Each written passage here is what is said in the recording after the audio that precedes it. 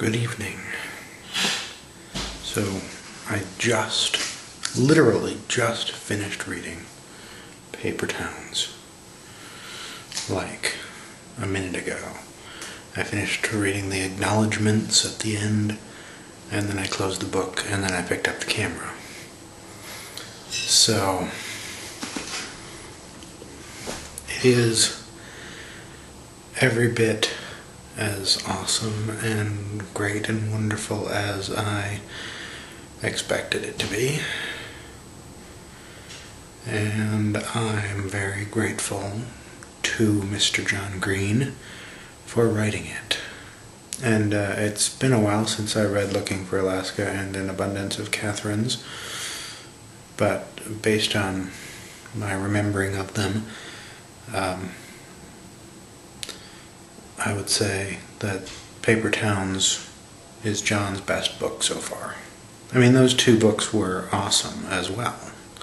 They're all, nearly equally awesome, but I think Paper Towns is probably the best one so far. And if he just keeps getting better, I don't know, he's going to be like the best writer ever in the universe. So that'll be nice. Oh, one other thing I wanted to show you here.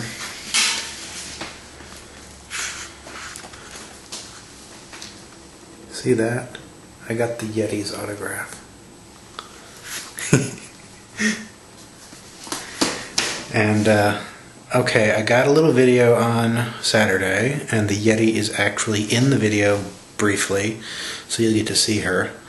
She's very nice and very pretty. So I guess that's all I have to say. And now you'll see some video of John talking. Roll the tape. Can you guys all hear me in the back? Yep. Yeah. Okay. That's an odd question. Because if you can't hear me in the back, then you don't know to say no. Oh, this is fun. Gosh. That does a number on the neurons. Thank you guys for being here today. Thanks for being awesome. By the way, are there any people here who don't know what a nerd fighter is? Don't be afraid to raise your hand. It's okay. Okay, great. This is a very strange thing for you then. Because you just heard a lot of slang words that you've never heard before that don't make any sense. It's going to be very difficult to contextualize everything that's involved, but basically my brother and I, in January of 2007, started a daily video blog where we make videos back and forth to each other. And those videos spawned a community, and those people call themselves nerd fighters for reasons that are very complicated and involved in video games. It's in the airport in Savannah, Georgia. I'm not even going to get into it, but they call themselves nerd fighters because they fight for the rights of nerds and for nerd culture. And I'm so grateful to be here tonight. Today. I'm so grateful to be here with all of you guys, and it's just ridiculous. I'm really happy, but I have to take a second to get control of myself. I also have to show you something. Oh, by the way, if you don't know what your surprise is, there was a mention of a surprise, and some people apparently don't know what the surprise is, but the surprise is that you can, Paper Towns is available here and only here 2.5 weeks before it comes out, which is the best surprise I've had. Another small surprise, and I'm getting a very bad look right now. But my favorite person in the whole entire world is here, my wife, Sarah Green. Can you stand up, please, for the nerd fighters? Stand, stand.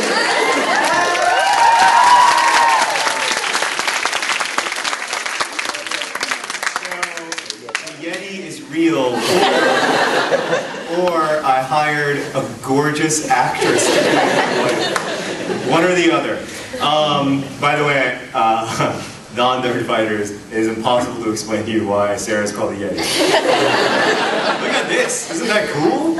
Someone, a librarian, gave that to me today, which reminded me again that the Centers for Awesome in the United States are all located in little bunches at our public libraries around this country. I'm so grateful to the librarians here for making this event possible. And I'm so grateful generally for the institution of libraries, which keep books free and allow those of us who maybe do not have an infinite budget for buying books, to read them. It's a sort of magical, miraculous institution. Is that okay? Oh, I'm too close to it. I want to read a little bit from my book, Paper Towns. This is fun. Of course, if I brought it. Oh, no, that's someone else's book.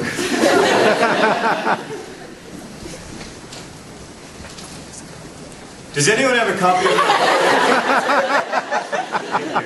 Okay. Yeah. I don't know how I overlooked that part of the program.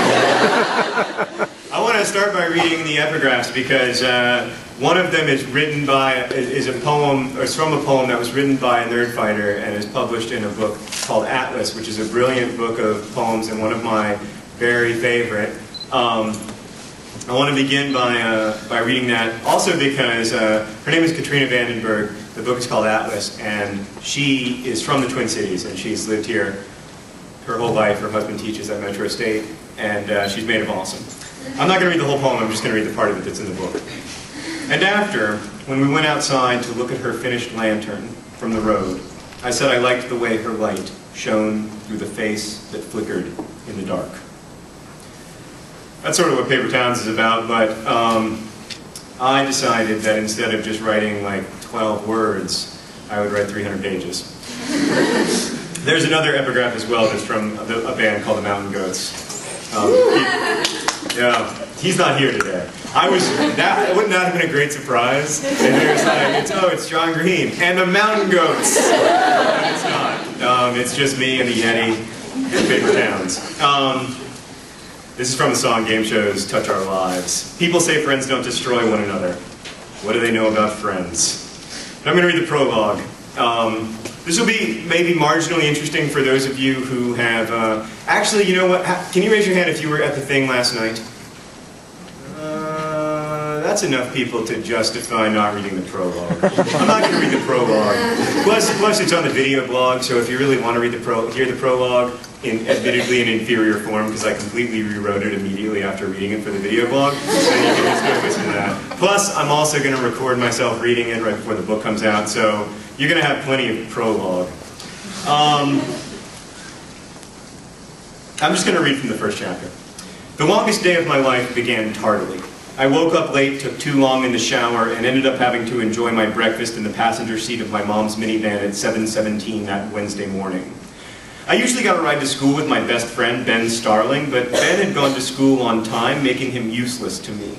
On time for us was 30 minutes before school actually started, because the half hour before the first bell was the highlight of our social calendars, standing outside the side door that led into the band room and just talking. Most of my friends were in band, and most of my free time during school was spent within 20 feet of the band room. But I was not in the band because I suffer from the kind of tone deafness that is generally associated with actual deafness. I was going to be 20 minutes late, which technically meant that I'd still be 10 minutes early for school itself. As she drove, Mom was asking me about classes and finals and prom. I don't believe in prom, I reminded her as she rounded a corner. I expertly angled my Raisin Bran to accommodate the G-forces. I'd done this before. Well, there's no harm in just going with a friend. I'm sure you could ask Cassie Heine. And I could have asked Cassie Heine, who was actually perfectly nice and pleasant and cute, despite having a fantastically unfortunate last name.